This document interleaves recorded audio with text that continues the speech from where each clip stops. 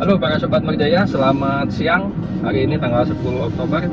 Rencananya saya akan berkegiatan di Pool Marjaya Trans, yaitu memonitoring divisi perawatan. Nah, rencananya hari ini akan dilakukan fumigasi di seluruh interior armada Marjaya Trans agar menambah kebersihan, kenyamanan, dan keamanan untuk para pengguna Marjaya Trans agar terhindar dari gangguan serangga di perjalanan wisatanya.